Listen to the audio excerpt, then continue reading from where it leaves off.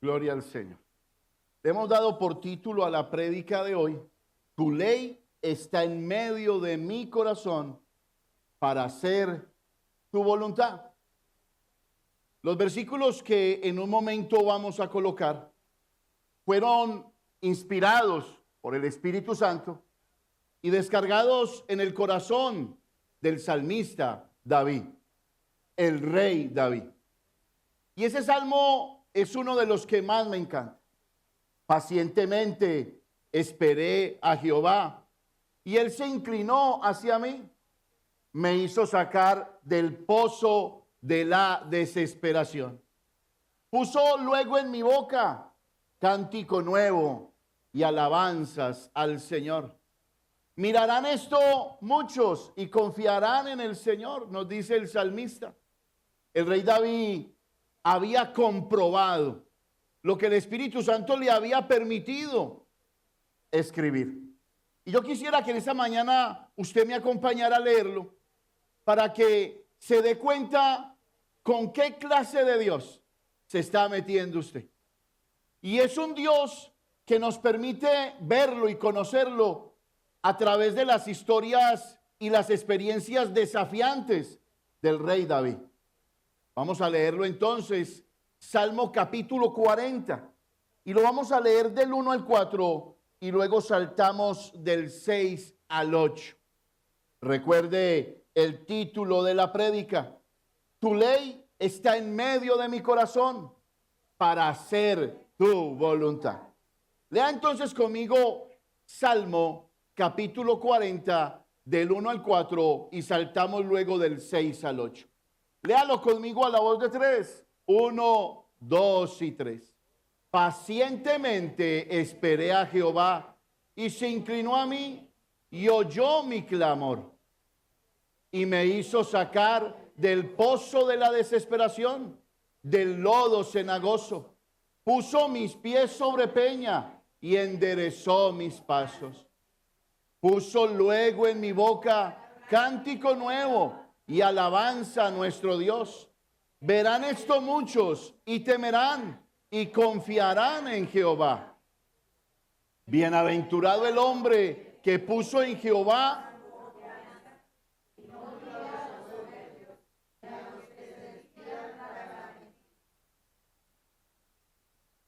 sacrificio y ofrenda no te agrada.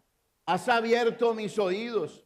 Holocausto y expiación no has demandado. Entonces dije, he aquí, vengo. En el rollo del libro está escrito de mí. 8. El hacer tu voluntad, Dios mío, me ha agradado, y tu ley está en medio de mi corazón. El salmista David no se desviaba detrás de la mentira.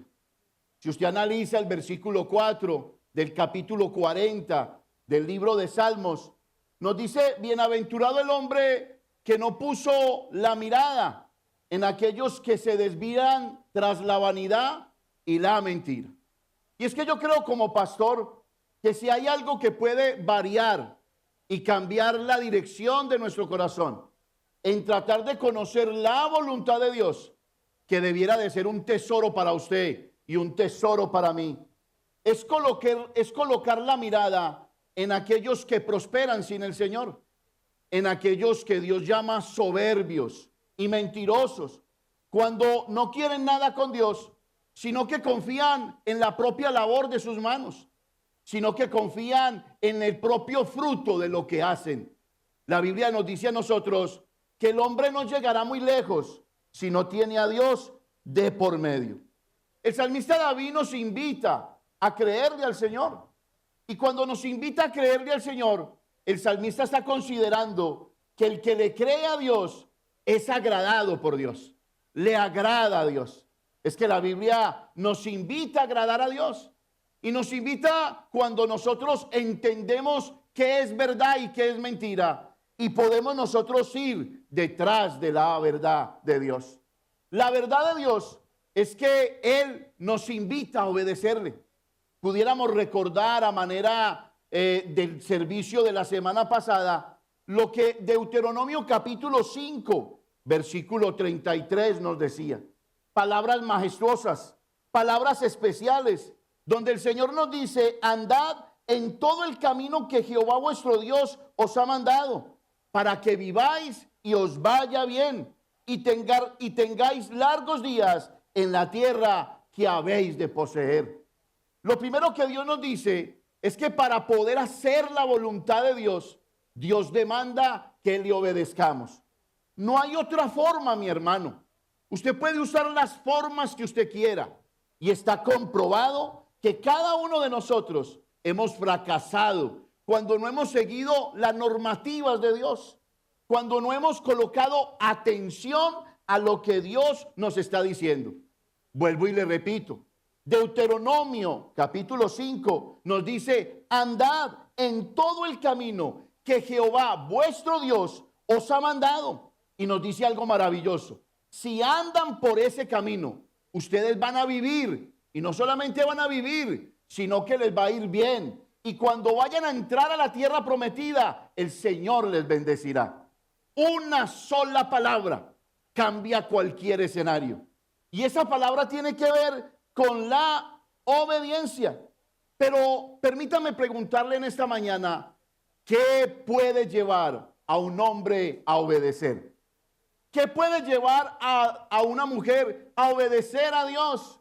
Y pueden haber muchas respuestas. En mi caso fue el fracaso. Sonó algo especial esa frase. En mi caso fue el fracaso. Cuando yo no veía rumbo ni dirección en mi vida y veía que no tenía paz con Dios y que mi conciencia me acusaba, esa conciencia y ese fracaso me llevó a obedecer al Señor. ¿Qué te lleva a obedecer al Señor? Ayer escuchaba una anécdota en un documental de un hombre que se levantó temprano en la mañana y se puso una batola de esas que usan los hombres en la mañana y decidió cocinar con ella. Cuando se acercó a la estufa, sin darse cuenta, la manga izquierda se prendió en llamas porque el material que contenía la batola era inflamable. Y empezó a desesperarse, corrió y se acordó de un extinguidor, pero también se acordó que había leído la información que tenía el extinguidor, y el extinguidor decía, úsese a 2 metros de distancia. Y él estaba solito. Dijo él, aquí me embalé. Cogió, corrió, se quitó la batola, la tiró. Y él dijo, de esta experiencia he aprendido 2 cosas. Primero, nunca más vuelvo a cocinar con una batola. Y segundo, un hombre en llamas corre rápidamente.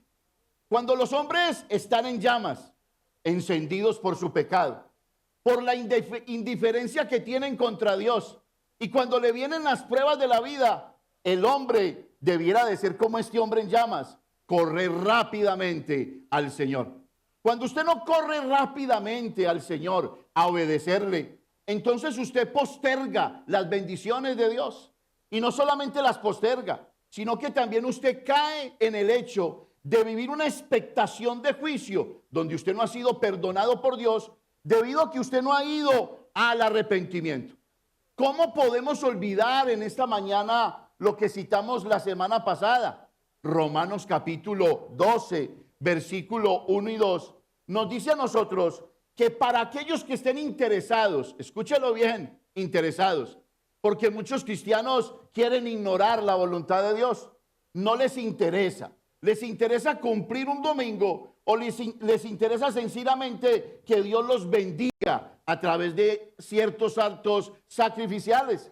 Pero si usted quiere conocer la voluntad de Dios, déjeme decirle de entrada que Dios no le esconde su voluntad a nadie, siendo el creador de los cielos y la tierra, siendo un Dios que está presto para hablar con usted. Se le conoce como el Dios personal, como el Dios con el que nos podemos relacionar a cada instante de nuestra vida. No como los que practican la nueva era, que piensan que todo es Dios, esa silla es Dios, este púlpito es Dios y todo es Dios. Así no es nuestro Dios. La Biblia nos dice que Él se quiere relacionar con nosotros y que es más fácil creer en sus promesas para tener una vida victoriosa que en las promesas que nosotros le hacemos a Dios.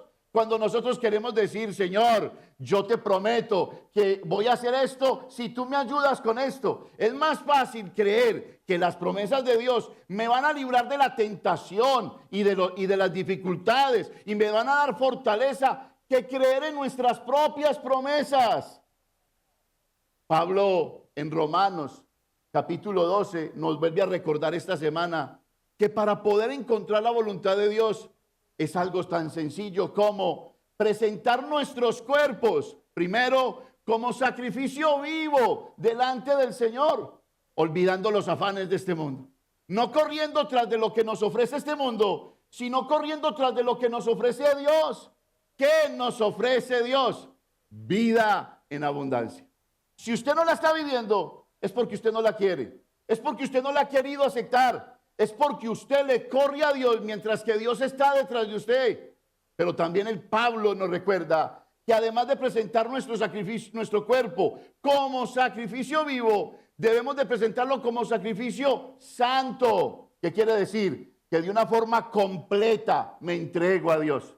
No deben de haber pequeños retazos en nuestro corazón, como ese cuento tan barato que decimos, que le decimos hay veces a nuestros seres queridos: te entrego todo mi corazón. Pero nuestro corazón está dividido en 1000 pedazos. Hay veces esa filosofía se la decimos a Dios. Dios, aquí te entrego mi corazón.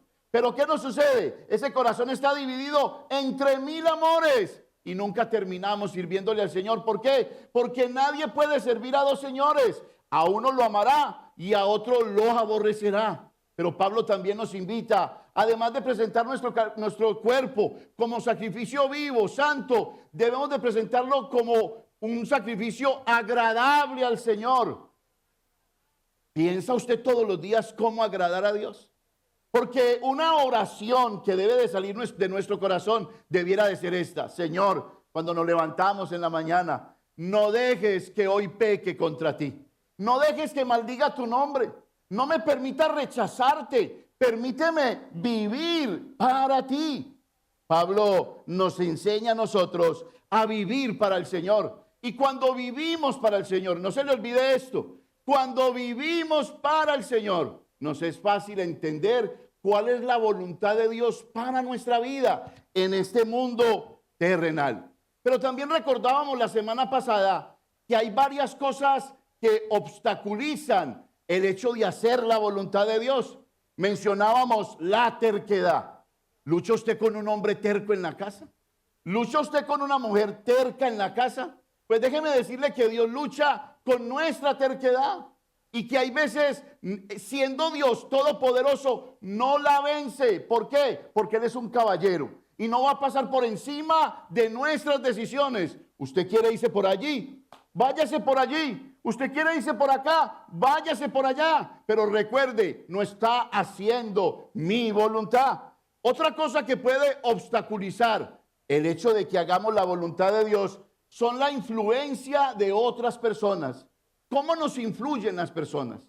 ¿Cómo nos determinan en la vida? ¿Nos empujan a seguir a Dios? ¿O tiene usted compañeros que se mofan de Dios, que ridiculizan a Dios, que lo que buscan es que su corazón se aparte del Señor? Déjeme decirle, mi hermano, ande con sabios y sabio será. Pero no ande con necios, porque el andar con necios tiene que ver con ser quebrantado en alguna parte de su vida. Los hombres inteligentes y las mujeres sabias siempre estarán al lado de mujeres que les ayudarán a ser más sabias y más temerosas de Dios. Lo mismo los hombres. Ayer nos reunimos los hombres extraordinarios. Y qué bendición verlos jugar fútbol. Porque veía uno que no se daban pata, no se ponían zancadilla, se cogían de la mano para jugar, se charlaban. ¡Qué bendición! La inocencia de Dios en sus corazones. Dios es bueno. Otra de las cosas que puede obstaculizar el hacer la voluntad de Dios es la duda. La duda no es una virtud, la duda es pecado. Y tenemos que decirle a Dios: Dios, aumenta mi fe. Yo quiero creer en ti, yo quiero hacer tu voluntad. Pero también pudiéramos mencionar algo que a mí me llama la atención: el estar demasiado ocupado. Cuando una persona está demasiado ocupada por Dios, es porque está tolerando el pecado. Cuando una persona está demasiado ocupada para Dios, es porque no le interesa a Dios, ni sus caminos, ni sus mandamientos, sino que le interesa ser como Él quiere ser. Le interesa sencillamente alejarse de Dios. ¿Está usted muy ocupado para Dios?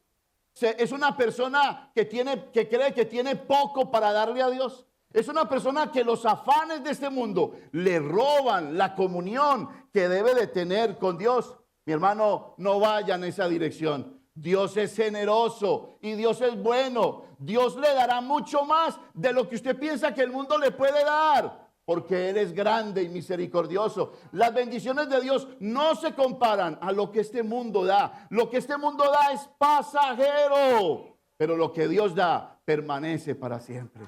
Alábelo, alábelo.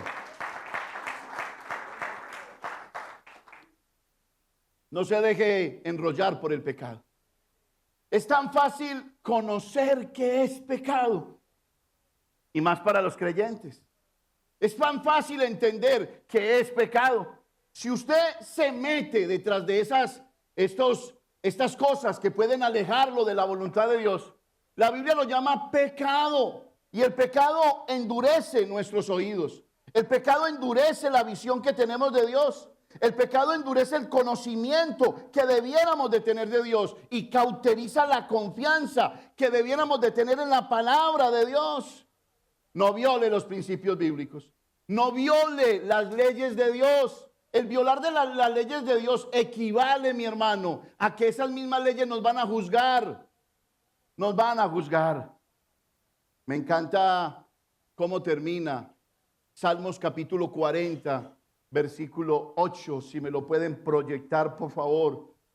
El hacer tu voluntad, Dios mío, me ha agradado. Y este término es el término que más me llega al corazón. Y tu ley está en medio de mi corazón. Pero ¿cuál ley? La ley de Dios. El salmista hubiera podido escoger su propia ley, ojo por ojo, diente por diente. El salmista hubiera podido escoger su propia ley. Yo me gobierno, yo soy un anarquista, yo hago con mi vida lo que me da la gana. Pero el salmista David fue intencional en querer colocar la ley de Dios, nada más y nada menos que en el centro de su vida. Y es que es en el único lugar donde funciona la ley de Dios. ¿Te has preguntado por qué hay cosas que no están saliendo bien en tu vida? ¿Sabes cuál es la respuesta? La respuesta es que tienes la ley de Dios a un ladito de tu corazón. No la tienes en el centro, y si no la tienes en el centro, entonces no temes a Dios, porque quien tiene la ley de Dios en el centro de su vida aprende a temer a Dios y aprende a caminar con Dios de acuerdo a su voluntad. El hacer tu voluntad, Dios mío, me ha agradado. ¿Dónde tienes la ley de Dios? ¿Dónde la tienes? Y para finalizar esta introducción, quisiera mencionarle 3 conceptos que están alrededor de la voluntad de Dios y son conceptos certeros, son claros. El no ponerle atención equivale, mi hermano, a entender que no hay razones por las que nos tenga que ir bien en la vida, y no hay razones por las cuales debiéramos asegurar la paz de Dios en nuestro corazón, porque hemos decidido sencillamente no creer al Señor. Si usted quiere vivir y hacer la voluntad de Dios, permítame enseñarle 3 cosas que son repetitivas en el ámbito cristiano. Primero, arrepintámonos. El arrepentimiento. Un día íbamos con nuestra vida haciendo lo que nos daba la gana, tomando las decisiones que nos daban la gana. Usted sabe muy bien de lo que le estoy hablando. Pero llegó un día en que Dios se paró y levantó su mano y dijo: hasta aquí, vas en caos, te estás metiendo con mi ira, te estás metiendo con la perdición eterna. Y cuando la persona cae en cuenta que Dios le está levantando su mano para que se detenga, esa persona cambia de dirección, cambia de ruta, le permite a Dios que cambie su corazón. Entonces el arrepentimiento, mi hermano querido, tiene que ver con un cambio de mente, donde la palabra de Dios es la que gobierna en tu mente y no gobiernas tú, ni los asuntos pasajeros de este mundo, ni las leyes de este mundo.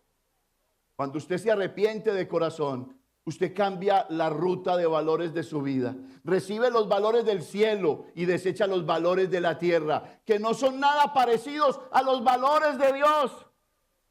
Usted está aquí, pero también permítame enseñarle una segunda parte. Si usted quiere hacer la voluntad de Dios, aparte de arrepentirse y arrepentirme de mi pecado, tengo que vivir en el temor del Señor. Temer a Dios es la más clara adoración que se le puede dar a Dios, reconociendo su lugar en el mundo y reconociendo nuestro lugar también. Cuando nosotros reconocemos el lugar de Dios en el mundo, estamos diciendo: Señor, tú eres creador y yo fui creado. Señor, tú eres mi jefe, mi Señor y mi gobernador. Yo soy tu hijo, yo soy tu siervo. Tú eres todopoderoso. Yo soy como el tamo que arrebata el viento. Cuando una persona teme a Dios, reconoce a Dios en todos sus caminos. Escúchelo, en todos sus caminos. ¿Para qué? Para que Él enderezca sus pasos. Eso Él lo ha prometido. Y Él no es mentiroso. El único mentiroso es el diablo, quien hay veces también promete, pero nunca cumple. Usted está aquí. Y lo tercero, para usted poder hacer la voluntad de Dios, aparte de arrepentirse y aparte de temer al Señor, es agrade a Dios. Y me gusta esta frase, que debiera de copiarla también en su corazón. Cuanto más conocemos a una persona, más nos familiarizamos con sus deseos. Escúchelo, escúchelo, agrádele a Dios. Agradar a Dios es familiarizarse con Dios. Y cuanto usted más se familiarice con Dios, más usted comprende cuáles son sus deseos. Sus deseos son que usted sea santo y que usted sea parte del pecado. Sus deseos son es que usted no sea esclavo, sino que sea libre. Y conoceréis la verdad, y la verdad os hará libres. Eso dice la palabra del Señor. ¿Cuánto se familiariza usted con Dios? ¿Ha aprendido a conocer cuáles son sus deseos?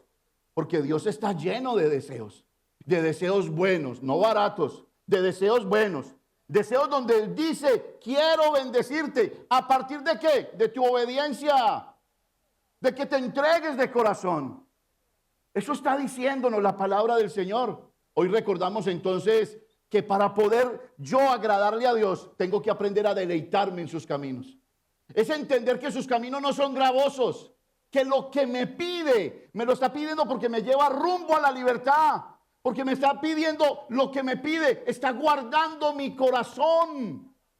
Familia, si lográramos entender esto, no le entregaríamos el corazón a cualquier persona, se lo entregaríamos siempre a Dios. Sobre toda cosa guardada, guarda tu corazón. ¿Por qué? Porque de ahí viene la vida. ¿Quién te dio ese versículo? ¿Te lo dio tu esposa? ¿Te lo dio tus hijos? ¿Te lo dieron las personas que tú dices que te quieren o que tú las quieres? No, te lo dio Dios, porque está cuidando tu corazón. Sobre toda cosa guardada, guarda tu corazón, porque de ahí viene la vida. ¿Qué te está diciendo Dios? Entrégamelo a mí. No se lo entregues a otra persona, te va a doler. Si me lo entregas a mí, entonces te deleitarás en mí y yo te daré las peticiones que hay en tu corazón.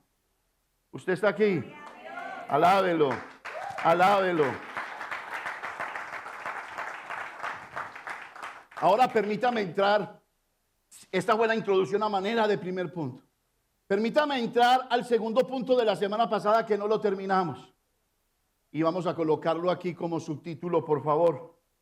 Recordemos que somos incapaces de ver el panorama completo o conocer los propósitos divinos. Lo quisiera repetir conmigo para que no se me duerma, por favor. 1, 2 y 3. Recordemos que somos incapaces de ver.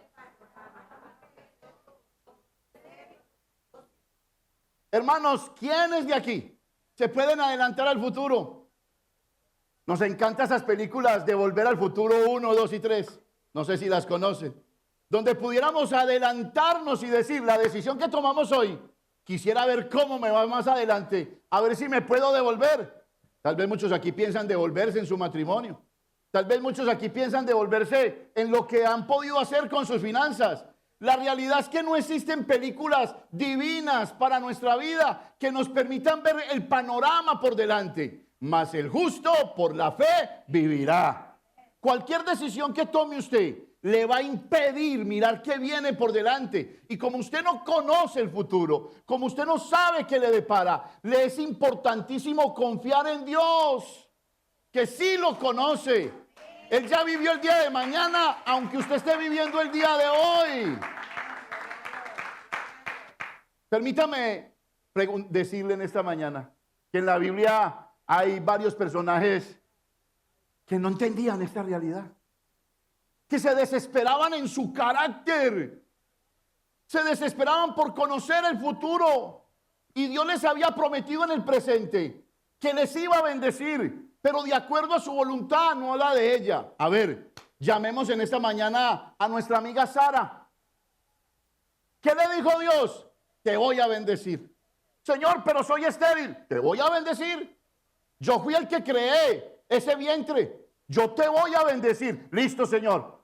Yo te voy a creer. Pasaron los años. ¿Y qué pasó con Sara? Sara, en el transcurso de los años, dudó del Señor. Lo que hay veces nos pasa a nosotros. Y cuando dudó del Señor, ahí mismo le puso la mano en el cuello a Abraham. Abraham, como estoy tan viejita y ya no produzco, ya no puedo dar bebés, necesito que tomes a mi sierva Agar. ¿Qué tan de buenas, Abraham? ¿O qué tan de malas? Y dice la Biblia que se unió Agar a Abraham y le dio un bebé en las piernas de Sara. Y allí empezaron los problemas de Sara, adelantándose al Señor. Claro, es que quería conocer el futuro, quería mirar qué iba a pasar, y como se le negaba la oportunidad de ver el futuro, entonces se le adelantó a Dios. ¿Es usted de los que le pasa lo mismo? Nos adelantamos a Dios cuando Dios nos ha prometido: estén quietos, yo soy vuestra paz. Y nosotros hay veces nos desesperamos y pasamos la mágica por aquí y arrancamos por allá y corremos por aquí y nos movemos de estado y nos vamos para otro lugar. ¡Ay, Señor! A Sara la gobernaban sus emociones y por eso terminó tomando una mala decisión. Ese personaje debiera de incrustarse en nuestra alma para no tomar malas decisiones. Hermanos, si Dios lo prometió, Él es fiel, justo y verdadero. Así lo declara el libro de Apocalipsis. Fiel, justo y verdadero. Él lo va a hacer. Solamente, ¿qué tenemos que hacer? Como empezó el Salmo: pacientemente esperé a Jehová y Él se inclinó hacia mí. Me hizo sacar del pozo de la desesperación, del lodo cenagoso. Puso su alabanza en mi boca. Cántico nuevo y alabanza al Señor. Pacientemente esperé a Jehová. Sara nos enseña a tomar malas decisiones, pero también en Sara encontramos misericordia de Dios. Pero permítame traer en esta mañana otro personaje bíblico que es de esas bendiciones que Dios colocó en la Biblia. Nuestro amigo profeta Daniel. Nuestro profeta Daniel, usted lee la Biblia, 4 reyes o un poco más pasaron por las manos de Daniel, y usted nunca vio a Daniel desesperado. A Daniel se le impedía ver el futuro, se le mostraba el futuro, pero no lo comprendía, no entendía el panorama, no entendía el propósito. Pero algo que hacía Daniel era que Daniel confiaba en que el cielo era el que gobernaba. Y cuando usted comprende que el cielo es el que gobierna el cielo sobre todas las cosas, la verdad de Dios se hace verdad en usted. Y cuando se hace verdad en usted, usted se vuelve un hombre decisivo, que no le da miedo tomar decisiones. ¿Se acuerdan? Daniel capítulo 6, en las manos del rey Darío. ¿Qué es que en las manos del rey Darío? No, en las manos del Dios de los cielos, todopoderoso. ¿Qué hicieron los sátrapas? Le dijeron, Darío, este hombre invoca a otro Dios y tú eres el Dios de esta época y está prohibido que en 30 días alguien invoque otro Dios que no seas tú. ¿Y qué hizo Daniel? Todo tranquilo, porque el cielo gobierna. Él abría las puertas de su casa y las ventanas y oraba mirando a Jerusalén, mirando hacia su familia. Usted ora mirando hacia su familia. Ora por su familia. Y dice la Biblia que lo sapearon, le dieron dedo. ¿Y qué hizo Darío? Bueno, Daniel, como no obedeciste el edicto de la tierra, y yo soy el que gobierno en la tierra, entonces al foso de los leones. Y me encanta el capítulo 6, porque usted encuentra dos frases fascinantes. La primera, cuando el rey Darío lo está metiendo en el foso de los leones, y le dice, Daniel, el Dios al que tú constantemente sirves, te libre de esos leones. Pasó una noche y se fue preocupado el rey Darío. Preocupadísimo se fue, estaba más preocupado que Daniel. Y dice la Biblia que al otro día madrugó el rey y le dice esta frase, Daniel, siervo del Dios viviente. Ya le metió la palabra siervo del Dios viviente. Ese Dios a quien tú constantemente le sirves, te libró de los leones. Y yo me imagino ese silencio en el cielo y en la tierra. Yo creo que fueron eternidades la respuesta. ¿Y qué pasó desde el foso de los leones? Desde el foso de la prueba, mi hermano. Rey Darío, vive para siempre. El Dios en el que yo he confiado le cerró la boca a los leones. Gloria a Dios. Daniel no veía el panorama. Daniel ni se imaginaba que los leones iban a quedar muecos.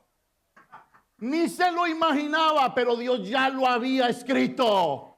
Mi hermano, no se lo imaginaba. Y eso es importante, porque Daniel había puesto la verdad de Dios en su corazón. El cielo gobierna. Él no se iba a conmover frente a los impulsos de este mundo, frente a las convulsiones de este mundo, porque este mundo solo convulsiona. Usted está aquí. Él mantenía una perspectiva correcta del gobierno del cielo. Y eso le recordaba que era lo verdadero y que era lo decisivo. Mantenía una visión fresca de que el cielo gobierna. No la pierda nunca, mi hermano. Usted puede tener hambre hoy, pero hay provisión para mañana. Hay trato de Dios hoy, pero hay provisión para mañana.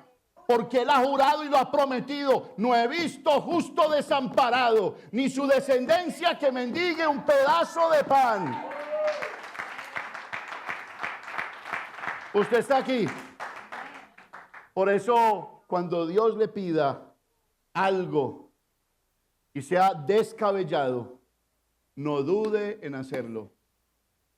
Y vamos a ver una pequeña historia de un hombre a quien Dios le pidió algo descabellado, conocido como nuestro famoso hermano Pedro, uno de nuestros hermanos en la fe, conocido como el protos de Dios, el primero a quien Dios llamó dentro de los discípulos.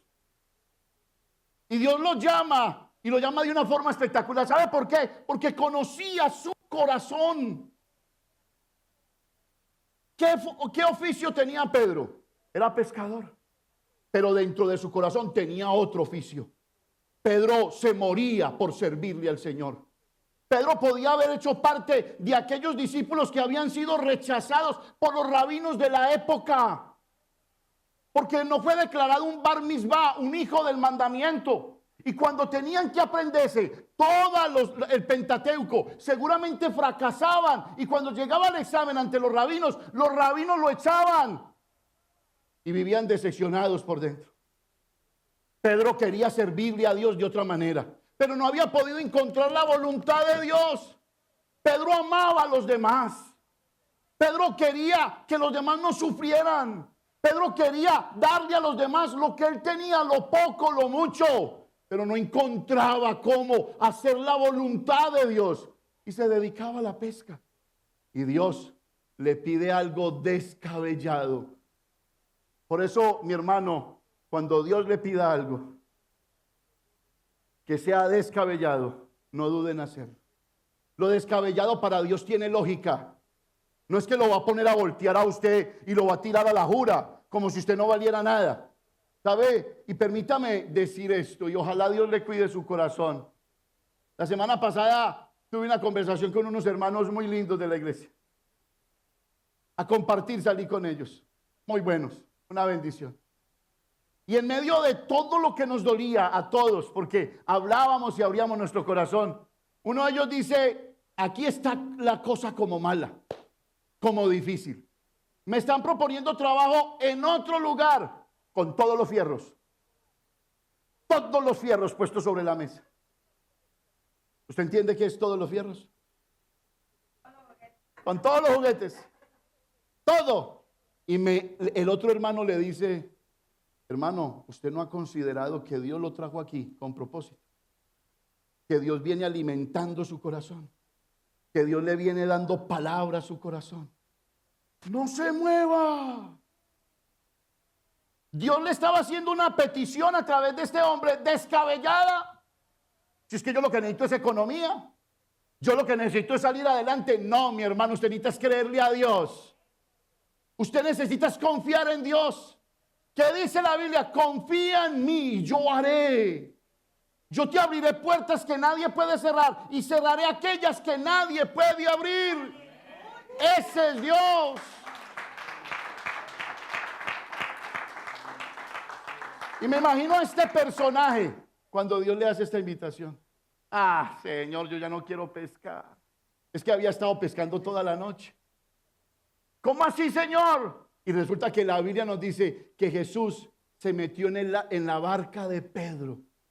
De Pedro. Como está metida en tu barca, que simboliza tu corazón. Y cuando Jesús se metió en la barca de Pedro, Jesús empezó a predicar, a hablar del amor de Dios, del perdón de pecados. Y Pedro estaba así, blanqueado porque estuvo toda la noche tratando de pescar en lugares donde se decía que había buena pesca. Y no pescó un solo pez. Y Dios le hace una petición descabellada. Acompáñeme. Por favor, Lucas capítulo 5. Para que usted se meta en esta historia. Del 1 al 11. ¿Lo va a leer conmigo? Ay. Hay pocos descabellados en esta mañana. Léalo conmigo, 1, 2 y 3. Aconteció que estando Jesús junto al lago de Genezaret, el gentío se agolpaba sobre él. ¿Para oír qué? Ay, qué rico. Y vio dos barcas que estaban cerca de la orilla del lago. Vamos, vamos. Y los pescadores, habiendo descendido de ellas, lavaban sus redes. Y entrando en una de aquellas barcas, la cual era de Simón, le rogó que le apartase de tierra un poco. Y sentándose, enseñaba desde la barca a la multitud. Que tan conchudo el maestro. Bien amorado uno, bien blanqueado, no he pescado nada. Es que ve, hazme el favor, corre la banquita para el barquito que voy a predicar desde aquí. No, te la alquilo Jesús, te la alquilo. No, no. Cuando terminó de hablar, ¿dijo a quién? Mire cómo le dijo Simón. ¿Qué significa Simón? Endeble, de poco carácter. No eres capaz, nadie ha creído en ti. Cuando terminó de hablar, dijo a Simón, boga mar adentro. Y echad vuestras redes, ¿para qué? Para pescar. Pero es que toda la noche estuvo pescando. Jesús, tú eres pescador. Tú eres el profesional. No, el profesional aquí soy yo. Mire cómo discutimos hay veces con Dios. Yo no soy profesional pescando, me imagino a Jesús diciendo, pero los peces los hice yo. El mar lo hice yo. Y eso es lo que te espera, Pedro. Respondiendo Simón, mire Simón ante una petición descabellada, le dijo, maestro, toda la noche hemos estado trabajando y nada hemos pescado, mas en tu palabra echaré la red. Es que Simón sabía quién tenía delante de él. Pedro ya se lo estaba imaginando, perdón. ¿Cómo? ¿Cómo? Es que acabó de predicar. Esa palabra de prédica se va a convertir en una realidad. Por eso yo le digo, no se pierda un culto. No es que yo quiera ver la iglesia llena, hermano, mire, yo me acostumbré a ver la pelada, a predicarle a 3 o 4 hermanitos y tenía la misma pasión. Pero Pedro ese día no se perdió el culto de la mañana. Pedro estaba parado allí, escuchando la palabra de Dios. Y al escucharla dijo, Señor, no he pescado, no hemos pescado, he fracasado. Pero en tu nombre voy a echar la red. Tremendo. Y habiéndolo hecho, ¿encerraron qué? Dígalo duro, ¿encerraron qué? ¿Y su red qué? ¡Ah, qué maravilla! Se embaló Pedro, vení, ayúdame. Vení que la barca se está volteando, la red se está rompiendo. Vení. Es que así hacen las bendiciones de Dios. Así hacen las bendiciones de Dios. Entonces hicieron seña a los compañeros. ¡Ey, me embalé! Que estaban en la otra barca para que viniese. Mire que el milagro no aconteció, sino en la barca donde Jesús se había montado. Eran 2 barcas. Y el milagro no sucedió sino en la barca donde Jesús se montó. ¿Está Jesús montado en tu barca? Porque si no está, no esperes milagros. Entonces hicieron seña a los compañeros que estaban en la otra barca para que viniesen a ayudarles. Y vinieron y llenaron ambas barcas. La bendición de uno es para otros. De tal manera que la barca ¿qué? Se hundía. Viendo esto, ¿quién? Ahora empieza el nombre de Pedro a cambiar. De Simón a Pedro. Pedro, estás a punto de creer. ¿Cayó de qué? De rodillas, ¿ante quién? Ante Jesús. Diciéndote, apártate de mí, Señor, porque soy hombre pecador. Déjamelo allí. Por favor. Cayó de rodillas. Es que Pedro confió en el Señor. Los que confían en Dios, en Jesús, siempre caen de rodillas. Siempre. Él no era digno. Y aquí es donde Jesús le conocía su corazón, mi hermano, como conoce el tuyo. Jesús sabía que Pedro nació para algo más grande que ser un pescador. Usted nació para algo más grande que tener una casa, que tener un trabajo, que tener una esposa, que tener hijos. Usted nació para darle gloria y honra al Señor. No se vaya por otro lado. No se vaya. Viendo esto, Simón Pedro cayó de rodillas. Es que había decidido confiar en Dios. Cuando confía uno en Dios, Dios cambia los caminos. Y como Dios conocía el corazón, Jesús conocía el corazón de Pedro. Sabía que Pedro anhelaba servirle a Dios, pero no encontraba cómo hacer la voluntad de Dios. ¿No se ha hallado usted en ese paradigma? ¿Cuál es la voluntad de Dios? Y Dios está diciendo, presenta tu cuerpo como sacrificio santo, vivo y agradable. Empieza de lo poco a lo más. Mire lo que viene. Tal vez Jesús lo hubiera podido rechazar. Porque él dudó, tal vez en su corazón. Porque por la pesca que habían hecho, el temor se había apoderado de Pedro, de él y de todos los que estaban con él. Y asimismo de Jacob y Juan, hijo de Zebedeo, que eran compañeros de Simón. Pero, Jesús dijo a Simón, no temas, desde ahora serás ¿qué? ¿Serás qué? Ese era lo que anhelaba Pedro. Ser pescadores de hombre. Ayudarle a los demás, amar. Ayudarle a los demás a perdonar. No era el Pedro soberbio que le preguntó a Jesús, ¿cómo puedo perdonar a mi hermano y hasta cuántas veces perdonaré a mi hermano? Es ese Pedro. Es ese Pedro. Pedro anhelaba que los demás conocieran el amor de Dios. Pedro anhelaba servirle a Dios, pero lo habían rechazado, lo habían puesto a un lado. Pero Dios no lo puso a un lado. Y allí, mi hermano, Jesús le dice, ya no vas a ser pescador de hombres, de peces. Ya no vas a echar las redes en el mar. desde ahora en adelante serás pescador de hombres. Usted está aquí. Cuando la voluntad de Dios nos parezca descabellada, debemos recordar que nosotros somos incapaces de ver el panorama completo o conocer todos los propósitos divinos. Usted está aquí. Hermano, ¿cuántas veces Dios nos le ha dicho? No se mueva de estado. No se vaya de la iglesia. Pastor, es que mi esposo, es que mi esposa. Oh, déjeme, yo hago la obra. Pastor, es que la gasolina, no tengo carro, la gasolina. Confía en el Señor. ¿No te está pidiendo Dios algo descabellado? ¿O qué quieren mis hermanos? ¿Todo a flor de piel? ¿Ah? ¿Cómo? No, mis hermanos. No, no es así. Usted tiene que creerle al Señor y echar raíz en esa fe. La vida de Pedro se encaminó hacia una nueva trayectoria, porque decidió confiar y obedecer cuando el Señor le dijo que hiciera lo que no era para él razonable. Sentado en la barca, Pedro pudo decir que no, pero decidió confiar en el Señor y echar sus redes sobre el agua, y el Señor le cambió su destino. ¿Dónde has estado pescando toda la noche? ¿Dónde has estado pescando para tu hogar? ¿En filosofías baratas de este mundo? ¿Dónde has estado pescando toda la noche para tu economía? ¿En el marketing? ¿Marketing? ¿Dónde has estado pescando? ¿Dónde? Sin Dios no vas a tener un solo pez. Y eso le había pasado a Pedro. Pedro decidió confiar y obedecer de todos modos, y su vida cambió para siempre. Usted está aquí. En lugar de presentar resistencia, y escuche esto, a la voluntad de Dios cuando nos parezca inaceptable, debemos de reaccionar como lo hizo Pedro.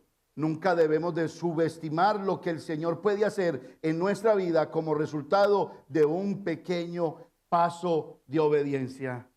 Por eso el Señor nos dice, no nos conformemos a este siglo y a este mundo. No se deje forzar por los pensamientos de este mundo. Acompáñeme a Primera de Juan, capítulo 2, versículo 16. Mire lo que nos dice la Biblia. Primera de Juan 2, 16. Léalo conmigo, 1, 2 y 3. Porque todo lo que hay en el mundo, los deseos de la carne, los deseos de los ojos y la vanagloria de la vida, no provienen del Padre, sino del mundo. Mire cómo nos engaña el mundo. ¿Los deseos de qué? De los ojos. ¿Usted no le ha pasado? Usted tiene su casa y la tiene toda bizcochita, toda organizada, toda linda, pero es un cajoncito, es una pequeña alcancía. Y va y visita a un hermano con una sala de ese tamaño, con un televisor de 100 pulgadas, y empieza usted, uy, qué bacanería. ¡Qué bacanería! ¡Qué bueno! Y usted no tiene con lo que Dios le ha puesto por delante. Y empieza usted a desear y empieza usted a perder la paz. Porque usted no está contento con lo que Dios le ha dado a usted, sino que está contento con lo que Dios le dio a otro hermano. Los deseos de los ojos son bravos. Porque usted está montado en su carrito. Esta mañana me saludaba a Oscar Leiva, que está de Ujier, y me decía, pastor, ese carro rojo sí que le ha salido fino a usted. ¿Cuántas millas tiene ese carro? 238,000. ¿Cómo? Y entonces le dije esto que salió de mi corazón, se lo digo con todo mi corazón. ¿Sabe qué es lo bueno de ese carro? Que yo me siento en él y cuando lo manejo, yo ya no deseo otro carro. Me siento contento con él hasta que saque la maleta. Me siento feliz. No, me siento contento. Y esto ha ido cambiando en mi corazón, mi hermano. 238. No, busquemos otro carro. No, metámonos en esto y en aquello. No, mi hermano. Contentos con lo que tenéis. Desafiando los deseos de los ojos. Porque los deseos de los ojos son bárbaros. Vaya a Nueva York. Móntese en el tren 7 de Flushing, de Queens, Flushing, al downtown. Móntese. Y usted ve el tren, usted se monta en el tren, mi hermano, y usted ve la gente que se sienta, y lo primero que se sienta, estando usted apretado, es que se sientan y abren los pies. Usted lo ve mucho en la tendencia de las personas de color, que se creen, hay veces, dueños de todo el lugar. ¿Sabe por qué? Porque el alma de esas personas no es pequeña, es grande. Nuestra alma es gigante. Y como nuestra alma es gigante, quiere poseer, quiere tener, quiere estar en control. Pero cuando recibimos a Cristo, nuestra alma se vuelve tan humilde y tan pequeño que allí es donde el cielo gobierna. ¿Usted está aquí? Santiago 4:4 nos lo dice de esta manera. Ay, Señor. Oh almas adúlteras, ¿no sabéis que la amistad del mundo es enemistad contra Dios? Cualquiera pues que quiera ser, oiga, ojalá lo dijera duro. Cualquiera pues que quiera ser amigo del mundo se constituye enemigo de Dios. ¿Usted está aquí? Y déjeme terminar para no dejar otra prédica por ahí suelta. El tercer punto, que es el tercero de la semana pasada. La voluntad de Dios sobre tu vida no solo se limita a decisiones grandes. Un Dios grande para cosas pequeñas. Un Dios grande para cosas pequeñas. ¿No ha notado usted que usted quiere tomar una decisión en grande y usted se mete en ayuno, en oración, en vigilia, y usted dice, no, voy a clamar? Pero usted no nota que frente a las decisiones más pequeñas, usted no hace lo mismo. Y es porque usted saca del lugar a Dios. Usted no se da cuenta que el diario vivir de una persona en sus detalles pequeños conduce en su vida. Hello. Conducen su vida.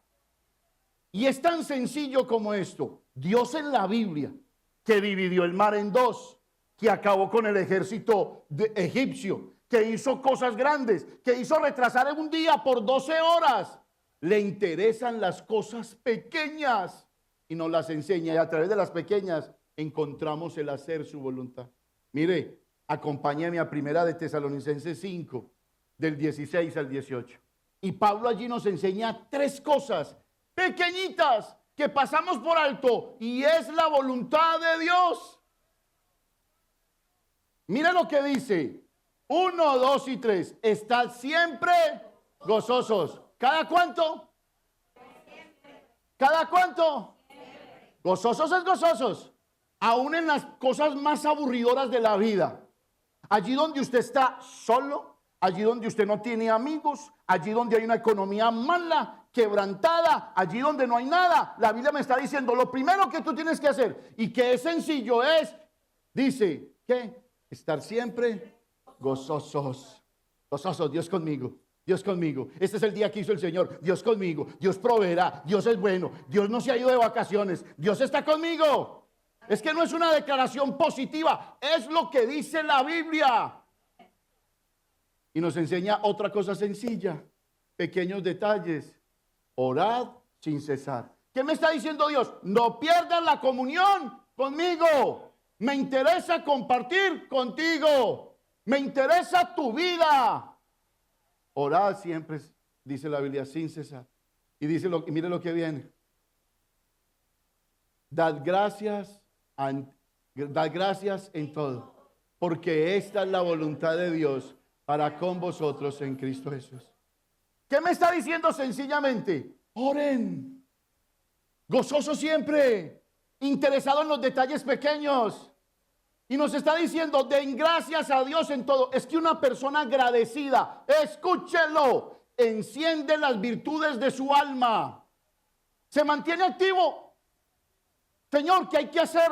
¿Para qué sirvo? Estoy tan agradecido que este cuerpo sirve para algo, que esta mente sirve para algo, que mis pies, mis manos sirven para algo. Estar siempre agradecidos. ¿Por qué Dios nos daría 3 cosas tan insignificantes, entre comillas, tan sencillas? Porque Él está interesado en los detalles más pequeños de nuestra vida. Más pequeños de nuestra vida. Y son esos detalles pequeños que hay veces pasamos por alto, los que nos llevan a hacer nuestra propia voluntad. Dios no solamente existe, rómpase en caso de incendio. Dios existe también en nuestras decisiones pequeñas. Hay gente tan linda que le dice al Señor, Señor, a ver, ¿qué le preparo de comida a mi esposito hoy? Hay gente tan linda que le dice al Señor, Señor, ¿hacia dónde hago la ruta que me corresponde hoy? ¿Hacia dónde puedo servirte en lo que puedo hacer? ¿Cómo puedo honrarte con mi vida hoy? Usted está aquí. Póngale cuidado a esto. El curso de su vida está determinado en esencia por las cosas pequeñas. Sus opciones de entrenamiento, su ética de trabajo, sus interacciones con otras personas, sus prácticas de consumo y sus pensamientos más íntimos se alinean con los valores del mundo o con la voluntad de Dios. Las cosas más pequeñas que vives se alinean con la voluntad de Dios o con la voluntad del mundo. A menudo queremos hacer lo que es aceptable para nosotros en vez de dejar que el Señor elija nuestro camino.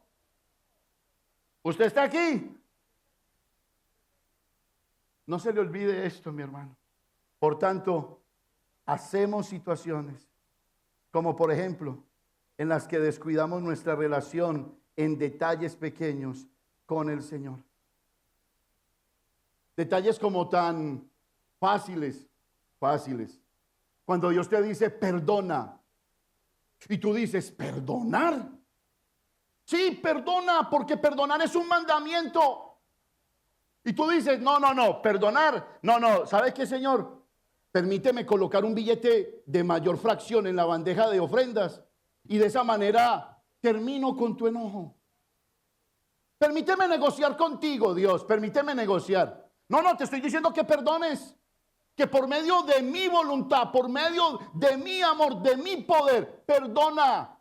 Y hay veces jugamos con Dios. ¿Qué tal esas veces cuando Dios nos pide ministerialmente que hagamos algo? Y Dios está detrás de esa persona diciéndole, sírveme, dame algo más. Tú tienes para dar porque yo te di, yo te enriquecí. Y se esconden detrás de la incompetencia. Y dicen, Señor, más bien yo prefiero servirte en otro lugar y en otro ministerio. Y permíteme, Señor, negociar contigo. ¿Cómo? Te estoy pidiendo que hagas mi voluntad, no que hagas la tuya. ¿Usted está aquí? ¿Es Dios demasiado grande para las cosas pequeñas? No. Dios está interesado en las cosas pequeñas. Nada sucede sin el permiso de Dios. ¿Ha escuchado usted la frase que dice, ni las hojas de los árboles se mueven? ¿Sabía usted que esa frase no está en la Biblia? Esa frase no existe en la Biblia. Para nada. Esa frase fue sacada del Corán, pero nos enseña grandes cosas. Primero, que Dios está en control de todo y que no podemos ser soberbios. Y segundo, mi hermano, que debemos de aprender a esperar en las decisiones del Señor. ¿Usted está aquí? Si usted no sabe cuál es la voluntad de Dios, ocúpese en la que usted sí sabe que es la voluntad de Dios. Nos lo dice Mateo 6, capítulo 30. Si usted no sabe cuál es la voluntad de Dios, pues ocúpese en las que sí conoce que es la voluntad de Dios. Mire lo que dice Mateo 6, 33, que nos lo conocemos de memoria. Más buscad primeramente el reino de Dios y su justicia, y todas estas cosas os serán ¿qué? Añadidas. El reino de Dios y su justicia. ¿Y cuál es esa justicia? Esa justicia tiene que ver con nuestra santidad. Acompáñame al libro de Romanos, ya para acabar, capítulo 6, del 12 al 14 nomás. Pero ¿cuál es la justicia de Dios? Mira lo que me está diciendo Dios, hermano. No reine, póngale cuidado que ya vamos a acabar. No reine pues el pecado en vuestro cuerpo mortal, no reine. Que no tome decisiones por usted. De modo que lo obedezcáis en sus concupiscencias, en sus deseos. Versículo 13. Ni tampoco presentéis vuestros miembros al pecado como instrumentos de iniquidad, sino presentaos vosotros mismos a Dios como vivos de entre los muertos y vuestros miembros a Dios como instrumentos de justicia. Versículo 14. Porque el pecado no se enseñoreará de vosotros, pues no estás bajo la ley, sino bajo la gracia. Es que quien está bajo la ley, escúchelo bien, quien está bajo la ley lo gobierna el pecado. Porque la ley a todo le está diciendo, eso es pecado, eso es pecado. Y en su cuerpo opera una ley que se llama pecado. Y por más que usted corra, la tiene allí. Y por más que usted no quiera ver, la tiene allí. Pero ¿cuál es el secreto? Que no reine el pecado en nuestro corazón. Que la ley no te diga, eres esclavo del pecado, sino que la gracia por el Espíritu Santo te produzca en ti la libertad de decirle no al pecado y decirle sí a Dios. Usted está aquí. Gloria al Señor. Permítame terminar con un par de citas bíblicas. Ore al Señor y hágalo de esta manera. Colosenses capítulo 1, versículos 9 y 10. Colosenses capítulo 1, versículo 9 y 10. Por lo cual también nosotros, desde el día en que lo oímos, no cesamos de orar por vosotros y de pedir que seáis llenos del conocimiento de su voluntad en toda sabiduría e inteligencia espiritual. 10. Para que andéis como es digno del Señor, agradándole en todo, llevando fruto en toda buena obra y creciendo en el conocimiento de Dios. Esa debe de ser nuestra oración. Y después de orar, ponga esto en práctica. Efesios capítulo 4, versículo 22 al 24. Efesios 4 del 22 al 24, léalo conmigo. En cuanto a la manera pasada de vivir, despojaos del viejo hombre que está como viciado conforme a los deseos engañosos. 23. Y renovaos en el espíritu de vuestra mente. 24. Y vestíos del nuevo hombre, creado según Dios en la justicia y santidad de la verdad. ¿Quién es ese nuevo hombre? Cristo Jesús. Por eso el que está en Cristo es una nueva criatura. Es una nueva criatura. Que no gobierne el pecado en nuestro corazón. Vestíos del nuevo hombre. Si usted no se viste del nuevo hombre, usted jamás va a ser capaz de diferenciar entre lo bueno y lo malo, entre el pecado y lo santo. Nunca lo va a ser capaz, mi hermano. Nunca. Vistámonos del nuevo hombre, que es en Cristo Jesús, Señor nuestro. Y por último, primera de Pedro, capítulo 1, 13 al 16, nos dice que seamos disciplinados. Por tanto, ceñid, sed disciplinados los lomos de vuestro entendimiento, sed sobrios y esperad por completo en la gracia que os traerá cuando Jesucristo sea manifestado. 14, como hijos obedientes, no os conforméis a los deseos que antes tenías, estando en vuestra ignorancia. Dice el 15, sino como aquel que os llamó es santo, sed también vosotros santos en toda vuestra manera de vivir. Que nos conduzcamos con temor y reverencia en nuestro corazón. Amados, eso es lo que Dios nos está pidiendo. Termino con esto. La ley de Dios está en su corazón. Usted no puede renovar su mente si primero no es una persona que es disciplinada con la escritura, con la palabra. Venga, le pregunto, ¿qué le dijo Dios esta mañana? ¿Qué le dijo Dios ayer en la mañana? Usted recuerda lo que le dijo su esposa, porque seguro lo hirió. Usted recuerda lo que le dijo su esposo, porque seguro lo hirió. Pero usted no buscó ayer a Dios, tal vez. ¿Qué le dijo Dios ayer? ¿O antier? ¿O tras antier? ¿Qué le dijo? Porque si no le ha dicho nada, ¿para qué sigue caminando si usted no sabe hacia dónde va? Colóquese de pie, mi hermano querido, en el nombre del Señor.